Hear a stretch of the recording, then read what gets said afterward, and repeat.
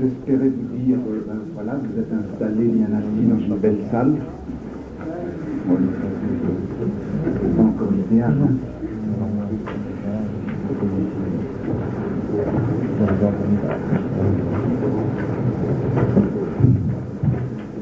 Bon, alors donc,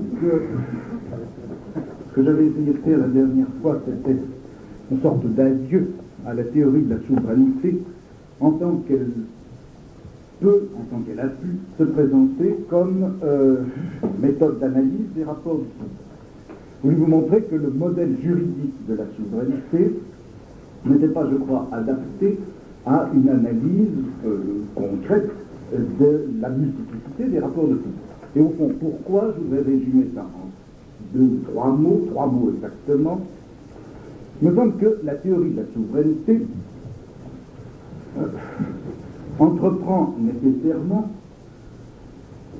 de constituer ce qu'on appellerait, si vous voulez, le cycle du sujet au sujet, c'est-à-dire qu'elle entreprend de montrer comment un sujet entendu comme individu doté naturellement ou par nature de droits, de capacités, etc., peut et doit devenir sujet, mais sujet cette fois entendu comme élément assujetti dans un rapport de pouvoir. La souveraineté, c'est la théorie qui va du sujet au sujet, qui établit le rapport politique du sujet au sujet. Deuxièmement, il me semble que la théorie de la souveraineté se donne au départ une multiplicité de pouvoirs qui ne sont pas des pouvoirs au sens politique du terme, qui sont des capacités, des possibilités, des puissances, mais qu'elle ne peut les constituer comme pouvoir au sens politique du terme qu'à la condition d'avoir établi entre-temps, entre, si vous voulez, les possibilités et les pouvoirs, un moment d'unité fondamentale et fondatrice, qui est l'unité du pouvoir, que ce soit que cette unité du pouvoir prenne le visage du monarque ou la forme de l'État, peu importe, c'est cette unité du pouvoir qui va, à partir de cette unité du pouvoir, que vont dériver les différentes formes, aspects, mécanismes, institutions de pouvoir. La multiplicité des pouvoirs, entendue comme pouvoir politique, ne peut être établie et ne peut fonctionner qu'à partir de cette unité du pouvoir établie, fondée par la théorie de la souveraineté. Enfin, troisièmement, il me semble que la théorie de la souveraineté entreprend de montrer comment un pouvoir peut se constituer, non pas exactement selon la loi, mais selon une certaine légitimité fondamentale, légitimité plus fondamentale que toutes les lois, mais qui est une sorte de loi générale de toutes les lois, de loi qui peut permettre aux différentes lois de fonctionner comme loi. Autrement dit, la théorie de la souveraineté, c'est le cycle du sujet au sujet, c'est le cycle du pouvoir et des pouvoirs, c'est le cycle de la légitimité et de la loi. Disons en gros que d'une manière ou d'une autre, et selon évidemment les différents schémas théoriques dans lesquels elle se déploie, me semble que de toute façon, la théorie de la souveraineté présuppose le sujet, elle vise à fonder l'unité essentielle du pouvoir, et enfin, elle se déploie toujours dans l'élément préalable de la loi. Stricte primitivité donc, celle du sujet à assujettir, celle de l'unité du pouvoir à fonder, et celle de la légitimité à respecter. Sujet, unité du pouvoir et loi, voilà, je crois, les éléments entre lesquels joue la souveraineté, qui à la fois, la théorie de la souveraineté, qui à la fois se les donne et cherche à les fouiller. Bon, alors, si mon projet, mais je l'abandonne tout de suite, mon projet c'était de vous montrer que la théorie, en tout cas cet instrument, que l'analyse politico-psychologique s'est donnée depuis maintenant 3 quarts de siècle bientôt, c'est-à-dire la notion de répression. J'aurais voulu vous montrer comment cette notion, qui a l'air comme ça, disons, beaucoup plutôt empruntée au freudisme, au marxisme, enfin, peu importe, j'aurais voulu vous montrer comment cette théorie de la répression était en fait, s'inscrivait en fait dans un déchiffrement du pouvoir qui se faisait en termes de souveraineté. Bon, enfin, ça nous aurait amené à revenir, ça m'aurait amené à revenir sur des choses déjà dites, alors si vous voulez, je passe, quitte à la fin de l'année à revenir là-dessus s'il reste du temps. Bon. Alors, le projet général, celui des années précédentes, celui de cette année, c'est de faire quoi? Bon, eh bien, c'est essayer d'enserrer, enfin de desserrer plutôt cette analyse du pouvoir, l'affranchir de ce triple préalable du sujet, de l'unité et de la loi, et de faire ressortir, plutôt que cet élément fondamental de la souveraineté, faire ressortir ce que j'appellerais plutôt les rapports ou les opérateurs de domination. Au lieu de faire dériver les pouvoirs de la souveraineté, il s'agirait beaucoup plutôt d'extraire historiquement et empiriquement des rapports de pouvoir les opérateurs de domination. Théorie de la domination ou des dominations, si vous voulez, plutôt que théorie de la souveraineté. Ça veut dire ceci, ça veut dire donc d'abord, plutôt que de partir du sujet ou même des sujets, plutôt que de partir de ces éléments qui seraient préalables à la relation, ou qui composeraient une totalité, il s'agirait de partir de la relation même de pouvoir, de la relation de domination dans ce qu'elle a de factuel, d'effectif, et de voir comment c'est cette relation elle-même qui détermine les éléments sur lesquels il porte. Ne pas donc demander au sujet comment, pourquoi, au nom de quel droit ils peuvent accepter de se laisser assujettir, mais montrer comment ce sont les relations d'assujettissement effectives qui fabriquent des sujets. Deuxièmement, il s'agirait de faire ressortir des rapports de domination et de les laisser valoir dans leur multiplicité, dans leur différence, dans leur spécificité, leur réversibilité, ne pas chercher par conséquent une sorte de souveraineté sur des pouvoirs, mais au contraire, montrer comment les différents opérateurs de domination s'appuient les uns sur les autres, renvoient les uns aux autres, dans un certain nombre de cas se renforcent et convergent, dans d'autres cas se nient, tendent à s'annuler. Quand je dis ça, je ne veux pas dire, bien sûr, qu'il n'y a pas, ou qu'on ne peut ni atteindre, ni décrire des grands appareils de pouvoir, mais je crois que les grands appareils de pouvoir fonctionnent toujours sur la base de ces dispositifs de domination. Si vous voulez concrètement, on peut bien sûr décrire l'appareil scolaire ou l'ensemble des appareils d'apprentissage dans une société donnée, bien sûr, mais je crois qu'on ne peut les analyser efficacement que si on ne les prend pas comme une unité globale, si on n'essaie pas de les dériver directement de quelque chose qui serait l'unité étatique de souveraineté, mais si on essaie de voir comment ils jouent, comment ils s'appuient, comment cet appareil définit un certain nombre de stratégies globales à partir d'une multiplicité d'assujettissements, qui sont l'assujettissement de l'enfant à l'adulte, de la progéniture aux parents, de l'ignorant au savant, de l'apprenti au maître, de la famille à l'administration, etc. Ce sont tous ces mécanismes, tous ces opérateurs de domination qui sont, je crois, le socle effectif de cet appareil global que constitue l'appareil scolaire. Donc, si vous voulez, envisager les structures de pouvoir comme les grandes structures de pouvoir comme des stratégies globales qui traversent, qui utilisent des tactiques locales de domination.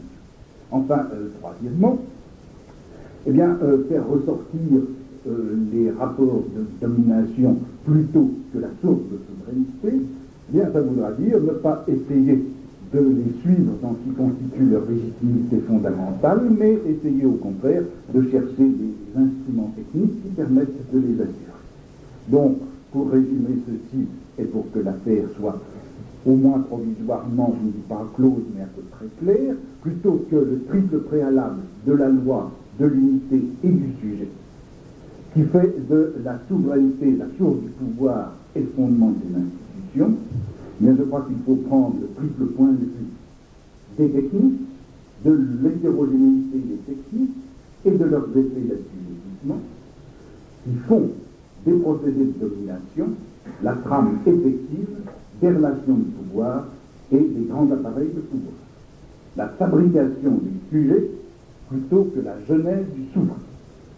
Voilà, si vous voulez, le thème général. Et alors maintenant, s'il est bien clair que ce sont les rapports de domination qui doivent être le chemin d'accès à l'analyse du pouvoir, eh bien, comment est-ce que l'on peut mener cette analyse des rapports de domination, si c'est vrai que c'est la domination et pas la souveraineté, ou plutôt les dominations, les opérateurs de domination, et non pas la souveraineté qu'il faut étudier, eh bien, comment est-ce qu'on peut faire et comment est-ce que l'on peut avancer dans ce chemin des rapports de domination.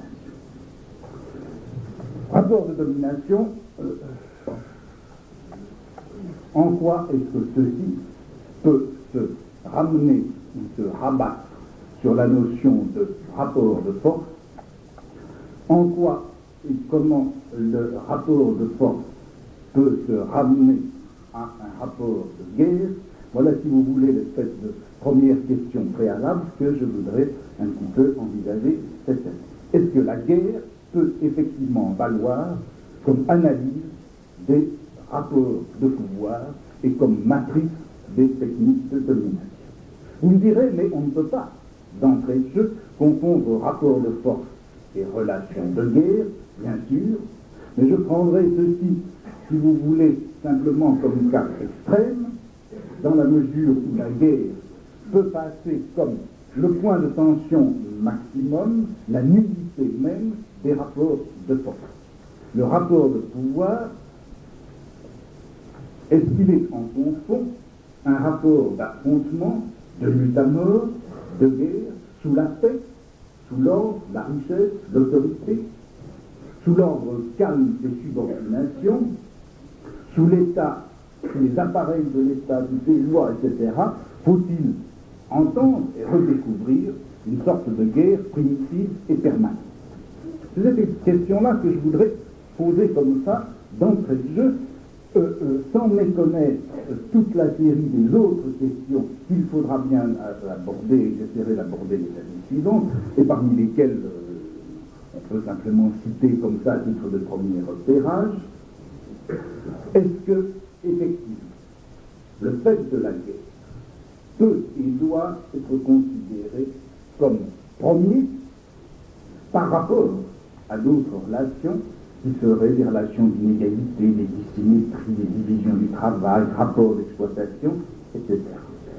On pourrait se poser aussi la question, il faudra bien se la poser, est-ce que des phénomènes d'antagonisme, de rivalité, d'affrontement, de lutte entre individus ou entre groupes ou entre classes, est-ce que tous ces phénomènes-là peuvent et doivent être regroupés dans ce mécanisme général, dans cette forme générale que serait la guerre?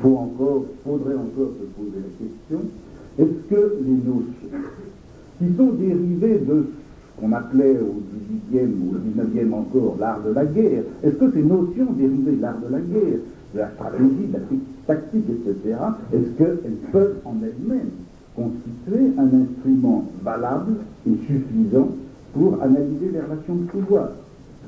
On pourrait se demander, il faudra se demander aussi, est-ce que les institutions militaires, et d'une façon générale, tous les procédés qui sont mis en œuvre pour mener la guerre, est-ce que ces institutions militaires et les pratiques qui les entourent sont de près ou de loin, directement ou indirectement, le noyau des institutions politiques? Enfin, et ça serait alors là la question première que je voudrais étudier cette année, ça serait celle-ci: comment, depuis quand et pourquoi est-ce qu'on a commencé à percevoir ou à imaginer que c'est la guerre qui fonctionne sous et dans les relations de pouvoir. Depuis quand, comment, pourquoi est-ce qu'on a été imaginé qu'une sorte de combat ininterrompu travaille la paix et que finalement l'ordre civil est en son fond, en son essence, en ses mécanismes essentiels, un ordre de bataille. Qui a imaginé que l'ordre civil était un ordre de bataille? Bon, eh bien, cette question que je voudrais poser cette année, qui a perçu la guerre au filigrane de la paix, qui a cherché dans le bruit et dans la confusion de la guerre, qui a cherché dans la boue des batailles le principe d'indivisibilité de l'ordre, de l'État, de ses institutions politiques. Bon, c'est cette question-là donc que je vais essayer de suivre un peu dans les cours qui vont suivre, et peut-être jusqu'à la fin de cette année. Au fond, la question, on pourrait la poser très simplement, et c'est d'abord comme ça que je me l'étais posée à moi-même, qui au fond a eu l'idée de retourner le principe de Clausewitz, qui a eu l'idée de dire il se peut bien que la guerre, ça soit la politique menée par d'autres moyens, mais est-ce que la politique n'est pas elle-même la guerre menée par d'autres moyens?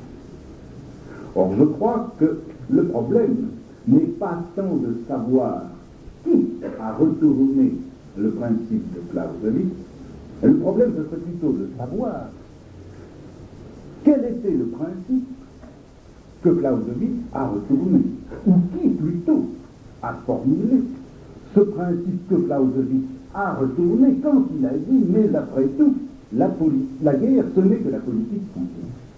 Car je crois que je fais, que le principe que la politique c'est la guerre continuée par d'autres moyens, ce principe était bien antérieur à Clausewitz. Et Clausewitz a retourné une sorte de thèse à la fois diffuse et précise qu'il avait trouvée qui circulait depuis le XVIIe et le XVIIIe siècle. Bon. La politique, guerre continuée par d'autres moyens.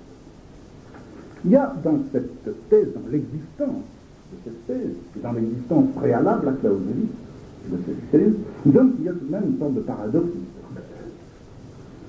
En effet, on peut dire comme ça, schématiquement, un peu grossièrement, que avec la croissance, le développement des États tout au long du Moyen-Âge et au sein de l'époque moderne, eh bien, tout au long de ce développement, on a vu les pratiques et les institutions de guerre subir une évolution très marquée, très caractéristique, très visible, évolution qu'on peut caractériser ainsi. Les pratiques et les institutions de guerre, eh bien d'abord, elles se sont concentrées de plus en plus entre les mains d'un pouvoir central. Petit à petit, il est devenu de fait et de droit que seuls les pouvoirs étatiques pouvaient engager les guerres et pouvaient manipuler les instruments de la guerre, étatisation par conséquent de la guerre. Du même coup, par le fait de cette étatisation, eh bien, se sont trouvés effacés du corps social, du rapport d'homme à homme ou de groupe à groupe, ce qu'on pourrait appeler la guerre quotidienne, ce qu'on appelait effectivement la guerre privée. De plus en plus, les guerres, les pratiques de guerre, les institutions de guerre tendent à ne plus exister en quelque sorte qu'aux frontières, aux limites extérieures des grandes unités étatiques, comme un rapport de violence effective ou menaçante entre États, mais que petit à petit, le corps social tout entier a été nettoyé de ces rapports belliqueux qui les traversaient incessamment pendant la période médiévale.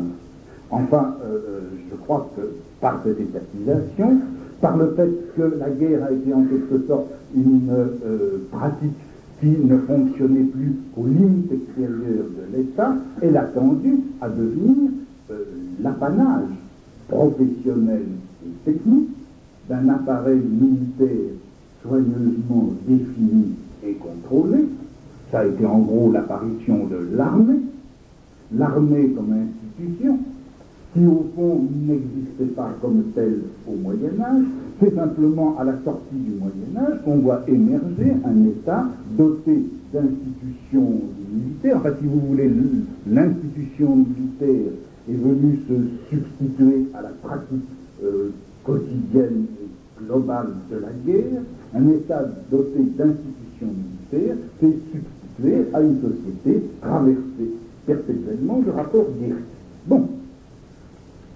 Évolution donc sur laquelle il faudra revenir, mais enfin qu'on peut admettre comme ça au moins à titre de première hypothèse historique. Or, où est le paradoxe? Le paradoxe, c'est qu'au moment même de cette transformation, ou peut-être aussitôt après cette transformation, lorsque la guerre se fut trouvée expulsée aux limites de l'État, à la fois centralisée dans sa pratique et refoulée à sa frontière, eh bien voilà qu'un certain discours est apparu, un discours étrange, un discours nouveau. Nouveau parce que je crois d'abord que c'est le premier discours historico-politique sur la société et qui s'est trouvé, je crois, très différent du discours philosophico-juridique que l'on avait l'habitude de tenir jusque-là. Et ce discours historico-politique qui apparaît à ce moment-là, ce discours est en même temps un discours sur la guerre entendue comme relation sociale permanente, la guerre entendue comme fond ineffaçable de tous les rapports et de toutes les institutions de pouvoir.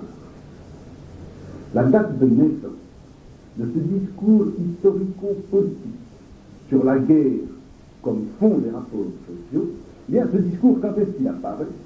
D'une façon très symptomatique. Il apparaît, je crois, j'essaierai de vous le montrer, il apparaît après la fin des guerres civiles et religieuses du XVIe siècle. Ce n'est donc pas du tout comme enregistrement ou analyse des guerres civiles du XVIe siècle que ce discours apparaît.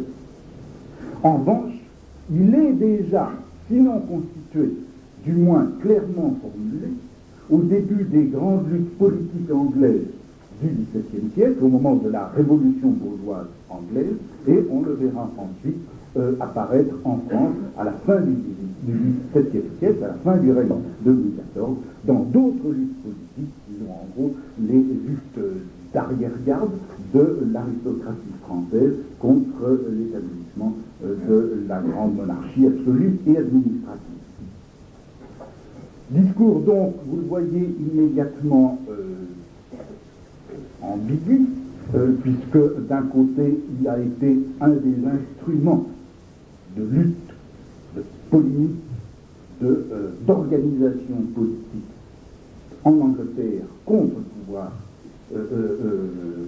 instrument de lutte des groupes politiques bourgeois, petits bourgeois, éventuellement populaires même, contre la monarchie absolue, et aussi un discours aristocratique contre cette même monarchie.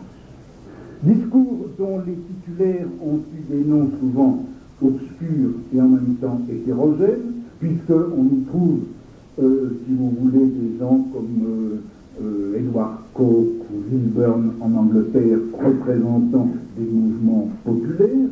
On y trouve également des noms comme celui de Boulainvilliers, de Fréret, ou de ce gentilhomme du Massif central qui s'appelait le comte d'Estaing en France.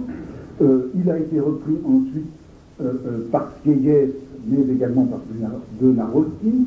Vous le trouvez chez Augustin Thierry, vous le trouvez chez Courtet, et finalement vous allez le retrouver chez des biologistes, racistes, eugénistes, etc., de la fin du XIXe siècle. Discours sophistiqué, discours savant, discours érudit, discours tenu par des gens aux yeux et aux doigts de poussière, mais également discours, vous le verrez, qui a certainement un nombre immense de locuteurs populaires et amis. Ce discours, qu'est-ce qu'il dit?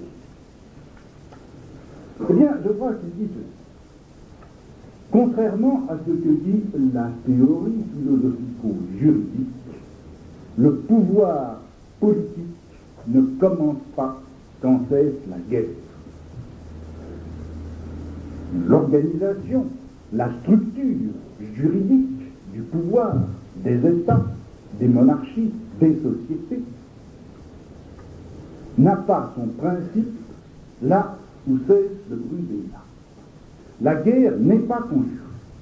D'abord, bien sûr, la guerre a présidé à la naissance des États. Le droit, la paix, les lois sont nés dans le sang et la boue des batailles. Mais par là, il ne faut pas entendre des batailles idéales, des rivalités telles que les imaginent les philosophes ou les juristes. Il ne s'agit pas d'une sorte de sauvagerie théorique. La loi ne naît pas de la nature auprès des sources que fréquentent les premiers bergers. La loi naît de batailles réelles, de victoires, de massacres, de conquêtes qui ont leurs dates et leurs héros d'horreur. La loi naît des villes incendiées, des terres ravagées. Elle naît avec les fameux innocents, vous savez, qui agonisent dans le jour qui se lève. Mais cela ne veut pas dire que la société, la loi et l'État soient comme l'armistice dans ces guerres, ou la sanction définitive des victoires. La loi n'est pas pacification, car sous la loi, la guerre continue à faire rage, elle fait rage à l'intérieur de tous les mécanismes de pouvoir, mais elle n'est plus régulière. C'est la guerre qui est le moteur des institutions et de l'ordre. La paix, dans le moindre de ses rouages, fait sourdement la guerre. Autrement dit, il faut déchiffrer la guerre sous la paix. La guerre, c'est le chiffre même de la paix. Troisièmement, nous sommes donc en guerre les uns contre les autres. Un front de bataille traverse la société tout entière, continuellement et en permanence, et c'est ce front de bataille qui place chacun de nous dans un camp ou dans un autre. Il n'y a pas de sujet neutre, on est forcément l'adversaire de quelqu'un. Une structure binaire traverse la société. Et vous voyez apparaître là quelque chose sur lequel j'essaierai de revenir et qui est très important. À la grande description pyramidale que le Moyen-Âge, où les théories philosophico-politiques donnaient du corps social, à cette grande image de l'organisme ou du corps humain que Hobbes donnera, ou encore à l'organisation ternaire en trois ordres, qui vaut pour la France et jusqu'à un certain point pour un certain nombre de pays d'Europe et qui continuera à articuler un certain nombre de discours et en tout cas la majorité des institutions, eh bien ce discours propose pas tout à fait pour la première fois, mais pour la première fois avec une articulation historique précise, une conception binaire de la société. Il y a deux groupes, il y a deux catégories d'individus, il y a à vrai dire deux armées entre elles. Et sous les oublis, les illusions, les mensonges qui essaient de nous faire croire justement qu'il y a un ordre ternaire, ou qu'il y a une pyramide de subordination, ou qu'il y a un organisme, sous ces mensonges qui essaient de nous faire croire que le corps social est commandé soit par des nécessités de nature, soit par des exigences fonctionnelles, il faut retrouver la guerre qui continue, la guerre avec ses hasards et ses péripéties. Il faut retrouver la guerre. Pourquoi? Eh bien parce que cette guerre ancienne est une guerre également permanente.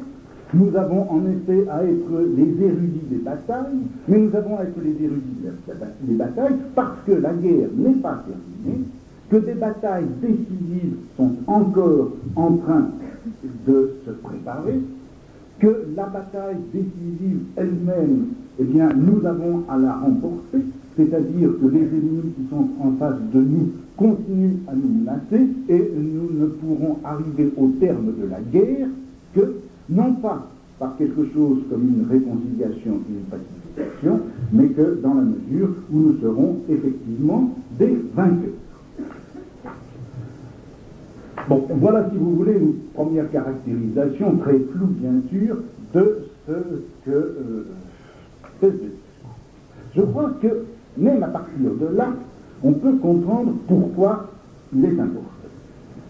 Je crois qu'il est important parce que il est, me semble-t-il, le premier discours dans la société occidentale depuis le Moyen-Âge, le premier discours que l'on peut dire rigoureusement historico-politique. En quoi est-ce? Bien, d'abord à cause de ceci. Vous voyez que le sujet qui parle en ce discours, qui dit je ou qui dit nous, ce sujet ne peut pas, et ne cherche d'ailleurs pas, à occuper la position du juriste ou du philosophe, c'est-à-dire la position du sujet universel, totalisant et neutre. Dans cette lutte générale dont il parle, celui qui parle, celui qui dit la vérité, celui qui raconte l'histoire, celui qui retrouve la mémoire et conjure du sublime, eh bien celui-là, il est forcément d'un côté ou de l'autre. Il est dans la bataille, il a des adversaires, il travaille pour une victoire, et pour une victoire particulière. Bien sûr, sans doute, il tient le discours du droit. Il fait valoir le droit, il le réclame. Mais ce qu'il réclame et ce qu'il fait valoir, ce sont ses droits. C'est nos droits, dit-il. Droits singuliers, droits qui sont fortement marqués par un rapport de propriété, de conquête, de victoire, de nature. Ça sera le droit de sa famille ou de sa race, le droit de sa supériorité ou le droit de l'antériorité. C'est le droit des invasions triomphantes, c'est le droit des occupations récentes ou millénaires. De toute façon, c'est un droit à la fois ancré dans une histoire et décentré par rapport à une universalité juridique. Et puis ce sujet qui parle du droit, ou plutôt de ses droits, parle de la vérité, eh bien, cette vérité, ce n'est pas non plus la vérité universelle du philosophe, en ce sens que c'est vrai que ce discours sur la guerre générale, ce discours qui essaie de déchiffrer la guerre sous la paix, ce discours entreprend bien de dire tel qu'il est l'ensemble de la bataille, il essaie de restituer le parcours global de la guerre, mais il n'est pas pour autant un discours de la totalité ou de la neutralité, il est toujours un discours de perspective. Il ne vise la totalité qu'en l'entrevoyant, en la traversant, en la transperçant de son propre point de vue. C'est-à-dire que la vérité, c'est une vérité qui ne peut se déployer qu'à partir de sa position de combat, à partir de la victoire cherchée, en quelque sorte, à la limite de la survie même du sujet qui parle. C'est-à-dire que, entre rapport de force et relation de vérité, ce discours établit un lien fondamental, c'est-à-dire encore que l'appartenance de la vérité à la paix, l'appartenance de la vérité à la neutralité, l'appartenance de la vérité à cette position médiane dont Vernon a montré combien elle était constitutive de la philosophie grecque, au moins à partir d'un certain moment, eh bien cette appartenance se dénoue. Dans un discours comme celui-là, d'une part, on dira d'autant mieux la vérité que l'on est dans un camp, c'est l'appartenance à un camp, la position décentrée qui va permettre de déchiffrer la vérité, de dénoncer les illusions et les erreurs par lesquelles on vous fait croire, les adversaires vous font croire que l'on est dans un monde ordonné et pacifié. Plus je me descends, plus je vois la vérité, plus j'accentue le rapport de force, plus je me bats, plus effectivement la vérité va se déployer devant moi, et dans cette perspective du combat, de la survie ou de la victoire. Et inversement, si le rapport de force délivre la vérité à son tour va jouer. Et elle n'est finalement cherchée que dans la mesure où elle pourra effectivement devenir une arme dans le rapport de force, où la vérité donne la force, où la vérité déséquilibre, accentue les dissymétries et fait pencher finalement la victoire d'un côté plutôt que de l'autre. La vérité est un plus de force, tout comme elle ne se déploie qu'à partir d'un rapport de force. L'appartenance essentielle de la vérité au rapport de force, à la dissymétrie, au décentrement, au combat, à la guerre, et ainsi même dans ce type-là de discours. Cette universalité pacifiée que supposait toujours, depuis, disons, la philosophie grecque, le discours philosophico-juridique, cette universalité, elle est profondément ou mise en question, ou tout simplement, cyniquement, ignorée. On a un discours, et c'est en ceci, je crois, qu'il est historico-politique, on a un discours historiquement ancré et politiquement décentré, un discours politique et historique qui prétend à la vérité et au bon droit à partir d'un rapport de force pour le développement même de ce rapport de force et par conséquent en excluant le sujet qui parle du droit et cherche la vérité, en excluant ce sujet de l'universalité juridico-philosophique. Le rôle de celui qui parle, ce n'est donc pas le rôle du législateur ou du philosophe, entre les camps, personnage de la paix et de l'armistice, en cette position qu'avait rêvé déjà Solon et encore Kant, s'établir entre les adversaires, au centre et au-dessus, imposer une loi générale à chacun et fonder un ordre qui réconcilie, ce n'est pas du tout de cela qu'il s'agit de poser un droit frappé de dissymétrie, une vérité liée à un rapport de force, une vérité arme et un droit singulier. Le sujet qui parle est un sujet, je ne dirais même pas polémique, guerroyer. C'est là, je crois, un des premiers points par lequel ce type-là de discours est important et introduit déchirure, sans doute, dans le discours de la vérité et de la loi, tel qu'il était tenu depuis des millénaires. Enfin, plus même.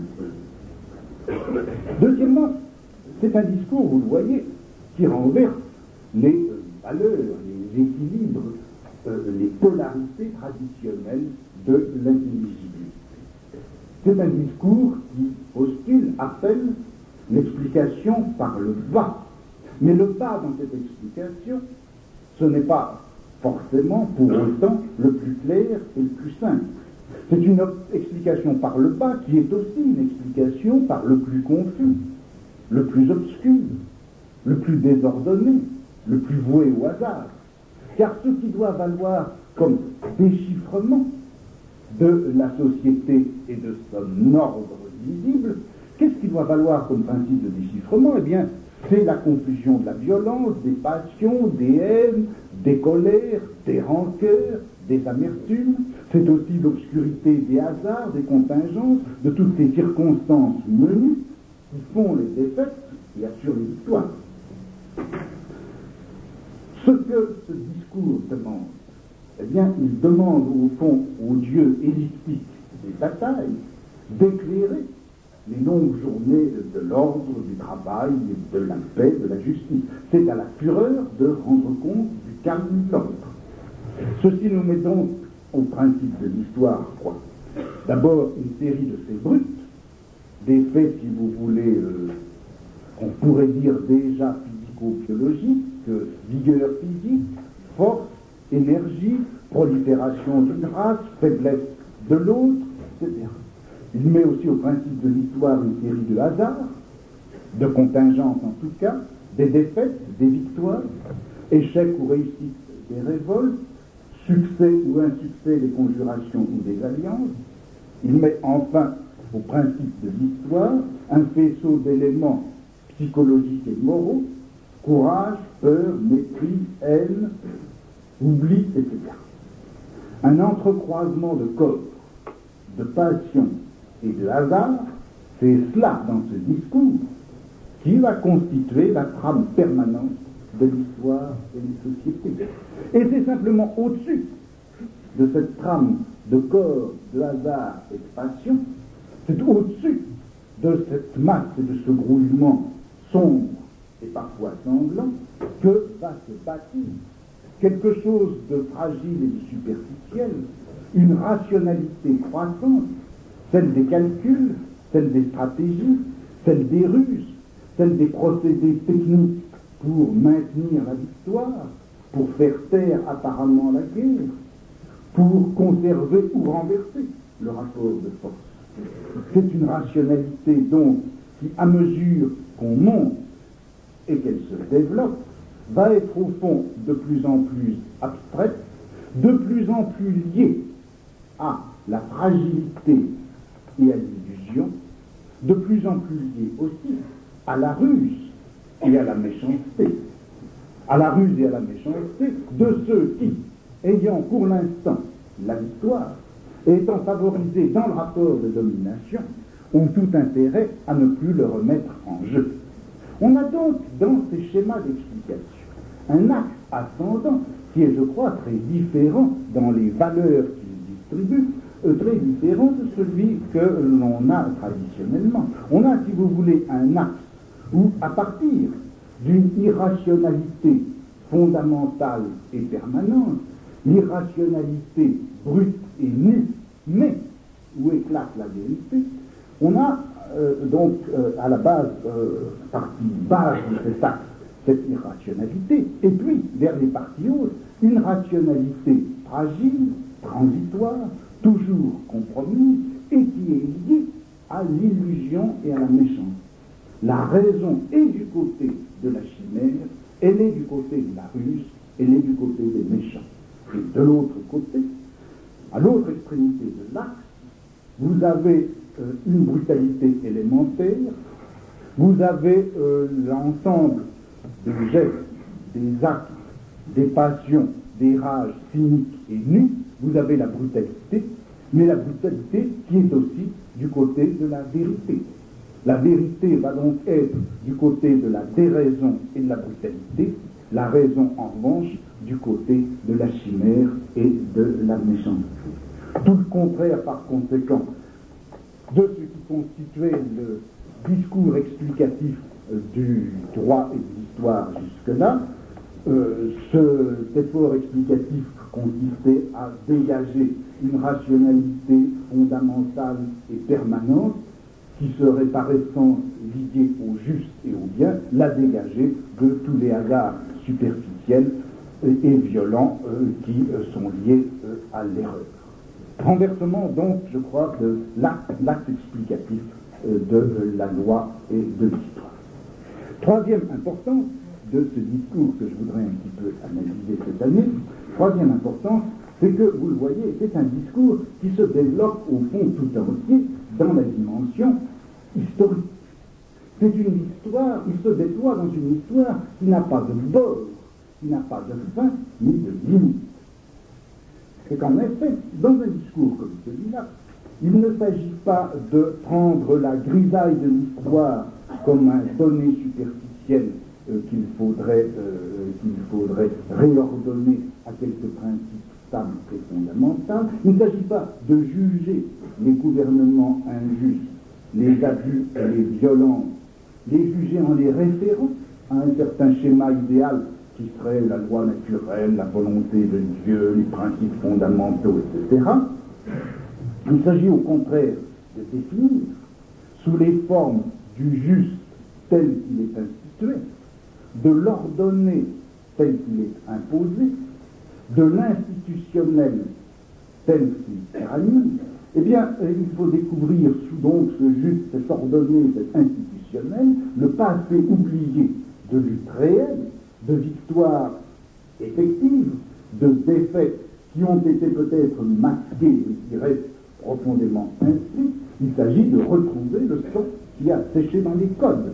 Par conséquent, non pas sous la fugacité de l'histoire, l'absolu du droit, non pas référer la relativité de l'histoire à l'absolu de la loi ou de la vérité, mais sous la stabilité du droit, retrouver l'infini de l'histoire, sous la formule de la loi, retrouver les critères, sous l'équilibre de la justice, la dissymétrie des forces, dans un champ historique qu'on ne peut même pas dire un champ relatif, car il n'est en relation avec aucun absolu. C'est un infini d'histoire qui est en quelque sorte irrelativisé. C'est celui de l'éternelle dissolution. C'est bien que ces grandes histoires des géants ont petit à petit été oubliées et recouvertes, qu'il y a eu le crépuscule des dieux, que les héros ont été blessés ou sont morts, et que des rois se sont endormis dans des cavernes inaccessibles. C'est le thème aussi que les droits et les biens de la première race ont été bafoués par des envahisseurs rusés. C'est le thème de la guerre secrète qui se continue. C'est le thème du complot qu'il faut renouer pour ranimer cette guerre et chasser les envahisseurs ou les ennemis. C'est le thème de la fameuse bataille du lendemain matin. La bataille du lendemain qui va enfin retourner les forces et qui, des vaincus séculaires, va faire enfin des vainqueurs, mais des vainqueurs qui ne connaîtront et ne pratiqueront pas le pardon. Et c'est ainsi que, pendant tout le Moyen-Âge, mais tard encore, va se relancer sans cesse, lié à ce thème de la guerre perpétuelle, eh bien, le grand espoir du jour de la revanche, l'attente de l'empereur des derniers jours, du Dux Novus, du nouveau chef, du nouveau guide, du nouveau Führer, l'idée de la 5e monarchie, ou du 3e empire, ou du 3e Reich, celui qui sera à la fois la bête de l'Apocalypse et le sauveur des pauvres. C'est le retour d'Alexandre perdu dans l'hiver, c'est le retour attendu si longtemps en Angleterre d'Édouard le Confesseur, c'est Charlemagne endormi dans son tombeau et qui se réveillera pour ranimer la guerre juste. Ce sont les deux Frédéric Barberousse et Frédéric II qui attendent dans leur caverne le réveil de leur peuple et de leur empire. C'est le roi du Portugal perdu dans les sables de l'Afrique et qui reviendra pour une nouvelle bataille, pour une nouvelle guerre et pour une victoire qui sera cette fois définitive. Ce discours de la guerre perpétuelle n'est donc pas, vous le voyez, je crois, seulement l'invention triste de quelques intellectuels qui ont été effectivement longtemps tenus en lisière. Il me semble que par-delà les grands systèmes philosophico-juridiques qu'il court-circuite, ce discours joint à, en effet, à un savoir qui est parfois celui d'aristocrates à la dérive, eh bien, les grandes pulsions mythiques et aussi l'ardeur des revanches populaires. En somme, c'est un discours, c'est peut-être le premier discours exclusivement historico-politique de l'Occident par opposition au discours philosophico-juridique. C'est un discours où la vérité fonctionne explicitement comme arme pour une victoire qui est explicitement partisane. C'est un discours sombrement critique, mais c'est aussi un discours intensément mythique. C'est celui des amertumes recuites, mais c'est aussi celui des plus fous d'espoir. Ce discours, vous le voyez, il est donc, je le répète encore, étranger par ses éléments fondamentaux à la grande tradition des discours philosophico-juridiques. Pour ce discours des philosophes et des juristes, celui dont je parle est forcément le discours extérieur, étranger. C'est le discours pas même de l'adversaire, car on ne discute pas avec lui. C'est le discours forcément disqualifié, que l'on ne peut que tenir à l'écart, et qu'on doit tenir à l'écart précisément parce qu'il faut, comme un préalable, l'annuler pour que puisse enfin commencer au milieu, entre les adversaires, au-dessus d'eux, comme loi, le discours juste et vrai. Par conséquent, ce discours dont je parle, ce discours partisan, ce discours de la guerre et de l'histoire, eh bien, il va figurer peut-être à l'époque grecque sous la forme du discours des sophistes rusés. En tout cas, il sera dénoncé comme celui de l'historien partial et naïf, comme celui du politicien acharné, comme celui de l'aristocrate dépossédé, ou comme le discours fruste qui porte des revendications non élaborées. Or, ce discours, tenu fondamentalement, structuralement en lisière par celui des philosophes et des juristes, ce discours, donc, il a commencé, je crois, en Occident, sa carrière, ou peut-être une nouvelle carrière, il faudra un peu voir, dans des conditions très précises, entre la fin du XVIe et le milieu du XVIIe siècle, à propos de la double contestation populaire et aristocratique du pouvoir royal. À partir de là, je crois qu'il a considérablement proliféré et que sa surface d'élargissement jusqu'à la fin du XIXe, jusqu'au XXe, et cette surface d'élargissement a été considérable et rapide. Mais je voudrais tout de suite dire une chose. C'est ceci, c'est qu'il ne faudrait pas croire que la dialectique puisse fonctionner comme la grande reconversion enfin philosophique de ce discours.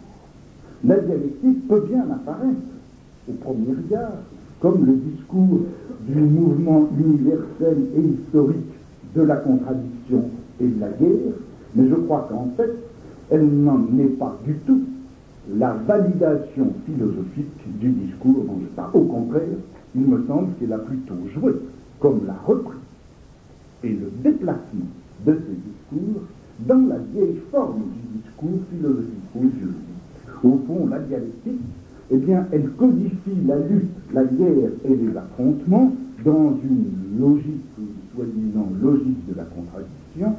Elle les reprend dans le processus double de totalisation et de mise à jour d'une rationalité qui est à la fois finale mais fondamentale et de toute façon irréversible. Enfin, la dialectique assure la constitution à travers l'histoire d'un sujet universel, d'une vérité réconciliée, d'un droit où toutes les particularités auraient enfin leur place ordonnée. La dialectique hegélienne et toutes celles, je pense, qui l'ont suivi, eh bien, doivent être comprises, c'est ce que j'essaierai de vous montrer, comme la colonisation par et la pacification autoritaire, par la philosophie et le droit d'un discours historico-politique qui a été à la fois un constat, une proclamation et une pratique de la guerre sociale. La dialectique a colonisé ce discours historico-politique qui faisait parfois avec éclat, souvent dans la pénombre, parfois dans l'érudition et parfois dans le sang, son chemin pendant des siècles en Europe. La dialectique, c'est la pacification par l'ordre philosophique et peut-être par l'ordre politique.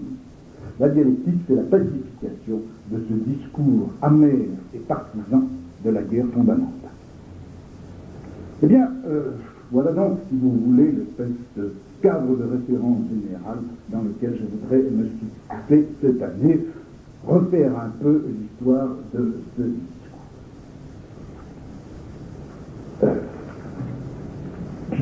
Je voudrais maintenant vous dire comment je voudrais mener un petit peu cette étude et par quel point je voudrais passer. Premièrement, et c'est ce que je ferai la semaine prochaine, au moins une partie de l'heure suivante, je voudrais d'abord écarter un certain nombre de fausses paternités qu'on a l'habitude de prêter à ce discours historico-politique, car dès qu'on pense au rapport pouvoir-guerre, pouvoir-rapport de force, aussitôt deux noms viennent à l'esprit, on pense à Machiavel, on pense à Hobbes. Je voudrais vous montrer qu'il n'en est rien. Je voudrais vous montrer qu'il n'en est rien, que en fait ce discours historico-politique n'est pas et ne peut pas être celui de la politique du prince ou celui bien sûr de la souveraineté absolue, qu'en fait c'est un discours qui ne peut considérer le prince que comme une illusion, un instrument ou au mieux un ennemi. C'est un discours qui, au fond, coupe la tête du roi. C'est un discours, en tout cas, qui se dispense du souverain et qui le dénonce. Ensuite, après avoir écarté ces fausses paternités, je voudrais vous montrer quel a été le point d'émergence de ce discours, et il me semble donc qu'il faut essayer de le situer du côté du XVIIe siècle, avec ses caractères importants. D'abord, naissance, si vous voulez, double de ce discours, puisque d'un côté, on va le voir émerger vers les années 1730 à peu près, du côté des revendications populaires, ou en tout cas petites bourgeoises, dans l'Angleterre pré-révolutionnaire et révolutionnaire. Ça va être le discours des puritains, ça va être le discours des niveleurs, et puis vous allez le trouver, 50 ans après, du côté absolument inverse en un sens, mais toujours comme discours de lutte contre le roi, vous allez le trouver du côté de l'amertume aristocratique en France à la fin du règne de Louis XIV.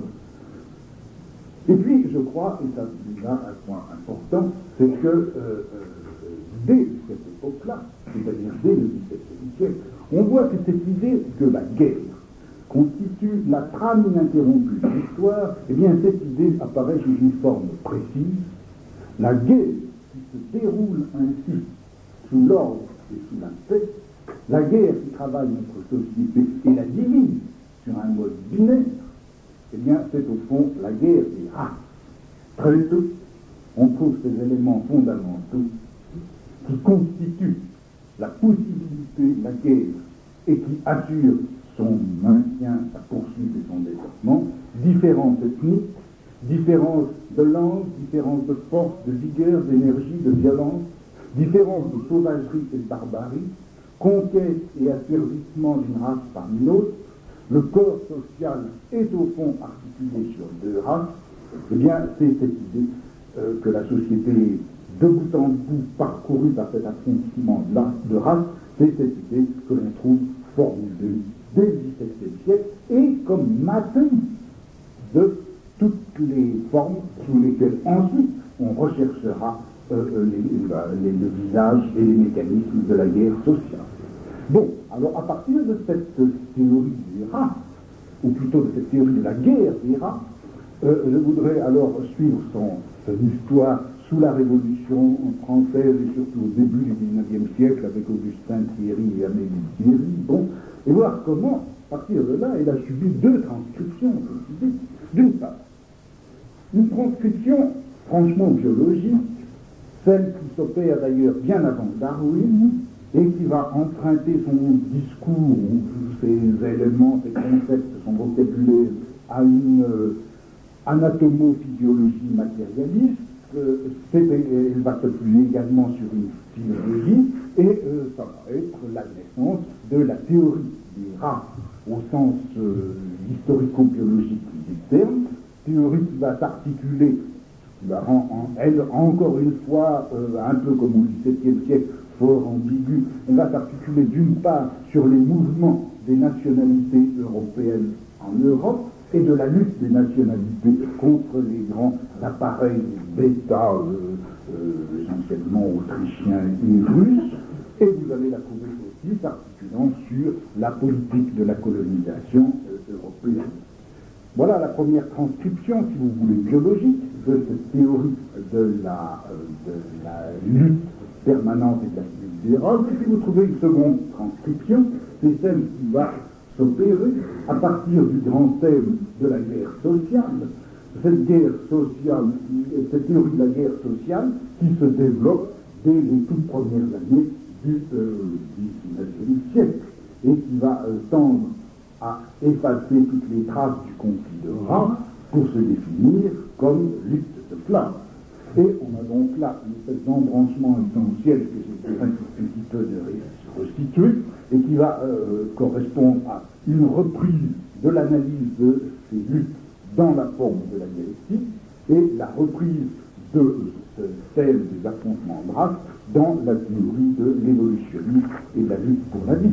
Et alors, à partir de là, j'essaierai de montrer comment, en suivant d'une façon privilégiée cette seconde tranche, la transcription dans la biologie, eh bien tout le développement d'un racisme biologico-social, avec cette idée, au fond, et alors là, absolument nouvelle, et qui va faire fonctionner le discours tout autrement, cette idée que l'autre race, au fond, ce n'est pas celle qui est venue d'ailleurs, ce n'est pas celle qui pour un temps a triomphé, dominé, mais qu'en fait l'autre race, c'est celle qui en permanence, sans cesse, s'infiltre dans le corps social, ou plutôt se recrée en permanence dans le tissu social et à partir de lui, autrement dit, que ce que nous voyons comme polarité, comme cassure binaire dans la société, ce n'est pas l'affrontement de deux races extérieures l'une à l'autre, c'est le dédoublement d'une seule et même race en une sur- et sous-race, ou encore la réapparition à partir d'une race de son propre passé, bref, l'envers et l'en-dessous de la race qui apparaît en elle.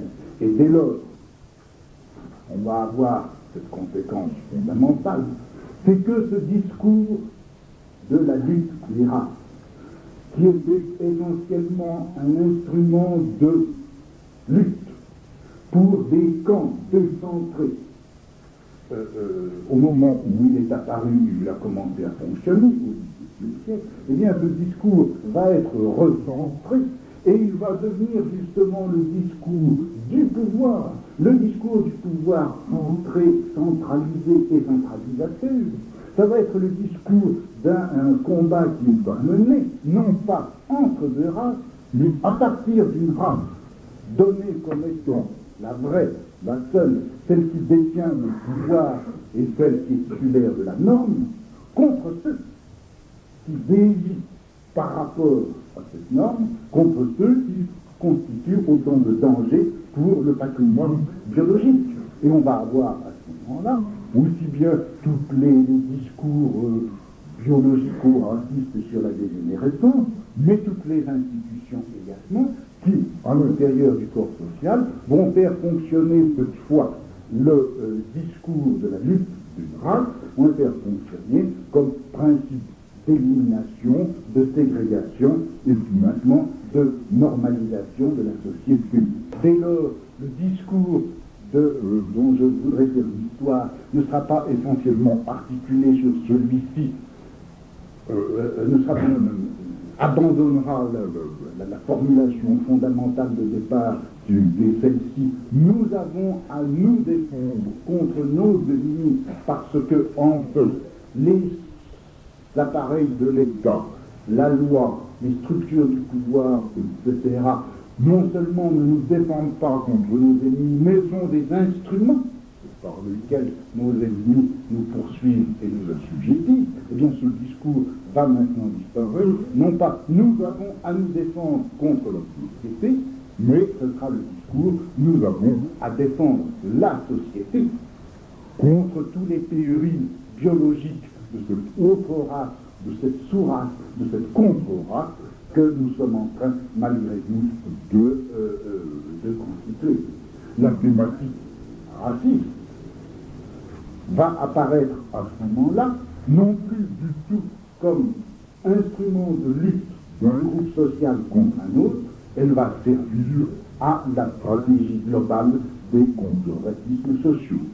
Apparaît à ce moment-là, ce qui est un paradoxe par rapport au film même, ou en tout cas la forme première de ce discours dont vous parlez, apparition paradoxale d'un racisme d'État, d'un racisme qu'une société va exercer sur elle-même, sur ses propres éléments, sur ses propres produits, un racisme interne, celui de la purification permanente, qui va être une des dimensions fondamentales de la normalisation sociale.